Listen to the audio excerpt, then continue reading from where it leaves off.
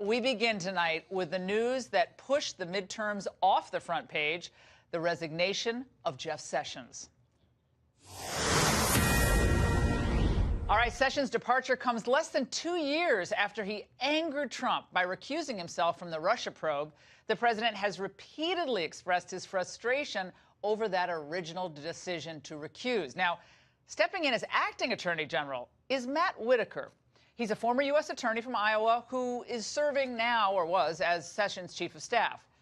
Now, Trump is said to have a very strong personal rapport with Whitaker, who, at least for now, will oversee the Mueller probe and the rest of the DOJ business, which includes, by the way, DOJ's other federal investigations, including those New York prosecutors were looking into the finances of the president and his former aides. Now, for what this AG resignation could mean, we're joined now by former U.S. Attorney Joe diGenova, who's not in the studio. So sad are we. Former Assistant U.S. Attorney and Fox News contributor Andy McCarthy, and George Terwilliger, former DOJ Deputy Attorney General, who actually became an acting AG himself. Now, Joe, let's start with you. Democrats are already calling for Whitaker to recuse himself because of his past statements on another network. He was a contributor, and he made some comments about the Mueller probe in writing. We'll get to some of them in a moment, but your reaction. Well, those previous comments are not recusable comments. Mr. Whitaker is a fine person. He is completely independent.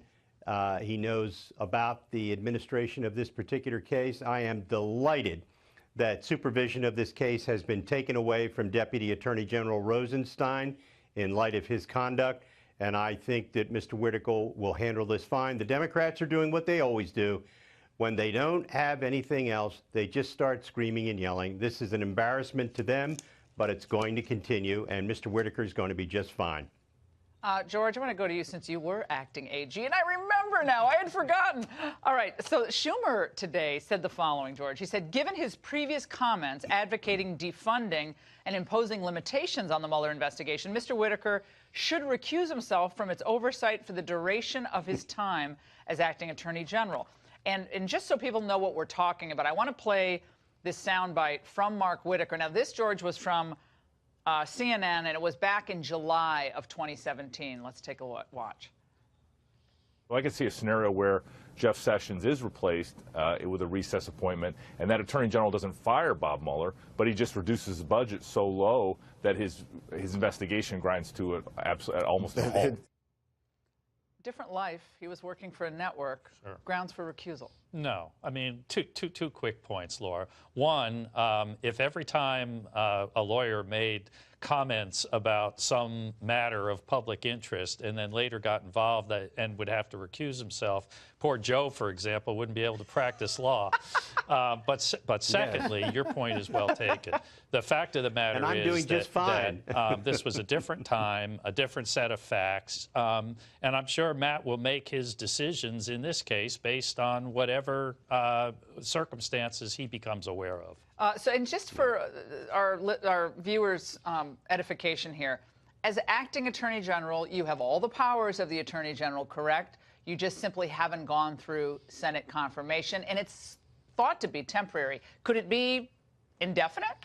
Well, there's under the Vacancies Act, there'll be some limitations of time, and Matt can't be nominated to succeed to his own position while he's in the position. And there are a couple of exceptions, such as he can't sign FISAs. Oh, okay. Now, this is getting very interesting.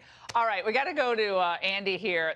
John Brennan, your favorite, Andy, was out today, and Joe's favorite, was out today, of course, banging the same recusal drum that George was just referencing. Let's watch Brennan and company.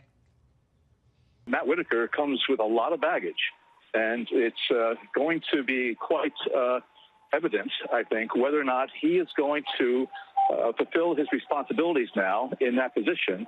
Are you saying that Mr. Whitaker, with his public statements, public writings, and his comments on television, should be recused from overseeing the Mueller probe based on those statements? I would think that there is a very strong case that, given his public acknowledgement of his prejudiced view on this issue, that he should recuse himself. Andy, more recusal talk. It's what they pushed Sessions into doing. And I know there's a debate about that. I still say Sessions didn't have to recuse himself, but he rushed to recuse himself. A lot of pressure put on him, and he wilted under it, in my view. But is there really legitimate grounds here for a former commentator to have to recuse here? No, Laura. I looked very carefully at what he said when he was at CNN. I'll actually have a column up about this at National Review tomorrow. He didn't say anything that was in the nature of recusable commentary. He didn't make any prejudgments about the investigation. He didn't say anything to denigrate what Mueller is up to. And what I find fascinating, and I'm not casting aspersions, I want to be clear, on Deputy Attorney General Rosenstein's ethics. But I haven't heard any of these guys complaining that Rosenstein is overseeing this investigation, notwithstanding that Mueller is investigating supposedly Trump for obstructing the investigation by firing Comey, a transaction in which Rosenstein is a key player. So if there's anybody in this equation that has a screaming conflict of interest, it's Rod Rosenstein, and I haven't heard these guys say a word about that. All right, Joe, I have to ask you on picks for Attorney General. We all have maybe a couple ideas. What are your ideas? Well, I have a couple of ideas which I've shared with the president, and I'm not going to share them with anybody else. Okay. So if I say any of my ideas, I will be sharing a conversation with the president. I got it. Can you give us a vowel? And, you know, can we do a Wheel of Fortune? I mean, my gosh, this is so frustrating. Now everybody's going to want, okay, yeah, forget it. There are plenty of great people. There are plenty of great people. That's such an uncharacteristically vague answer from Joe diGenova. He's always going right in for the day. All right, Terwilliger. Couple ideas. Come on, just throw it out. This is a fun conversation. We don't know who. I agree with Joe. There's lots of great people out there. Am I the only one who's going to give the president any advice here on who should be? Okay, Andy, do you have any other than Andy and Joe and George? Andy, Joe, George, Attorney General. Actually, Andy, would you take it if he asked you? Would you do it? Laura, I don't need to be on the signature line. I'm content to not be in the caption under where it says U.S. versus. That's where I'm trying to stay at this point. And look, George Terwilliger and Joe diGenova have been at the top of every single list of this question every single time I've ever been asked it. And boy, could the president ever do a lot worse. Yeah, so we got Terwilliger on the list. I was just trying to hint around this, Andy. You gave it away. All right, so you got Joe on the list. You got Terwilliger on the list. Yes, you are. All right, I'm going to make a suggestion. And just to throw it out there, you can all criticize or attack. It's fine. I'm going to make a suggestion of Chris Christie. I'm going to tell you why. Okay, I think there are a number of reasons why Christie would be good. And we might have them out of order if we have a graphic. But number one, he has about an 18-year personal relationship with the president. They get along. They know each other. He has already walked through the media fire. He knows what it's like to be in the bright white spotlight of the New York media and, frankly, the national media. I think temperamentally, he and Trump are similar. I mean, they get along as people. They have kind of a similar style. I don't think that's a detriment in this job whatsoever. He was known as the tough-as-nails prosecutor, very well respected by career prosecutors at DOJ. I think, you know, the Bridgegate, I don't think any of that matters. I think with the number of Republicans we have now in the Senate, Christie would get confirmed. If the president said, this is the guy I want, I think Chris Christie would get confirmed. I don't think it would be much of a problem. And I don't think the beach photo, the beach closures, is going to knock him out of it, okay? That's my view. All right. Come on, Joe. Give me some thoughts on that. Christie. Chris Christie would be fine. He's experienced. He's smart. He's intelligent. He would have the full confidence of the President of the United States, which is, to me, what was missing from the relationship with Jeff Sessions. The President is entitled to have a full-time Attorney General, and Christie could fulfill that role very nicely. Andy McCarthy, what about Christie? Now, I've had my policy disagreements with him, but no one can question his credentials. I'd be worried that the Bridgegate thing would be more of a problem than I think you're calculating, because I think they'd try to relitigate that whole thing.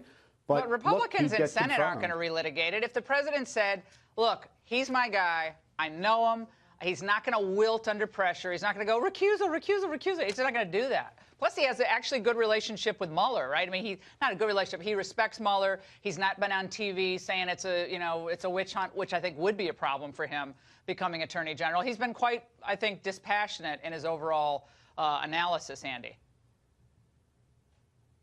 Yeah, no, look, all that's true. I just think, I probably think it would be more of a problem than you do in terms of the way it would play out at a confirmation hearing, but I do think he'd be confirmed, and I think he'd do a good job. George, and by the way, his lawyer in Bridgegate was Christopher Wray. Okay, the tentacles all around us. All right, George, before we let you go, what do the Republicans have in store in the House of Representatives with a subpoena power? All these very anxious Democrats have been out of power for a while. Tax returns, emoluments clause, business dealings, they're itching for it. It has the promise of getting really ugly, and I think the White House is going, and the administration in general, are going to have to make some very hard decisions about what things to fight, when to fight, and how to fight. But they're going to have to fight. Well, and again, Christie's a fighter. I mean, anyone who's seen his old press conferences from New Jersey, some among the most entertaining, but he does it. He's really smart. That's true. And he's also, I mean, I think it's really important that somebody at the top of the Justice Department, particularly with these issues, actually be a real prosecutor, and have who knows how to do it. Exactly. Yeah, who knows what it's all about. And I think that was a deficit, was it not, Joe, for Jeff Sessions. And Jeff Sessions, I think, is a very nice person. He's phenomenal on so many of the issues that Trump cares about, and was great. I love what he's doing on the marijuana thing. I'm with him on that. But temperament versus real nuts and bolts experience in that regard, I think it's hard. And he had another problem, and that is that the president insists on people who have command presence. That is certainly something which Christie would bring to the job. And with Robert Mueller spending more than $38 million to produce absolutely nothing by way of Russian collusion, Christie would be the perfect overseer of that monstrosity. And before we let you go, Andy, does the Mueller investigation, how do you see it developing at this point with the change of Sessions? Oh, I think it's probably pretty ripe. I think Mueller's toward the end of what he's doing anyway. But I love that you want a wartime consigliere. You bet. I go for the Italians, okay? This is the Italian mindset. Shut up. I mean, we like the Irish too. Joe, did I pronounce that right, Joe? Yeah. Yes, you did. Yes. Yes, you did. Have you never watched the way, Godfather? My God, have you never watched Godfather 1 and 2, the best movies ever made? All right, guys, fantastic. Thank you so much for your insight. And George, it's great to have you. Will you come back? You're I'd fantastic. love to. I mean, you're much better than Joe and Andy. Oh, I'm just kidding.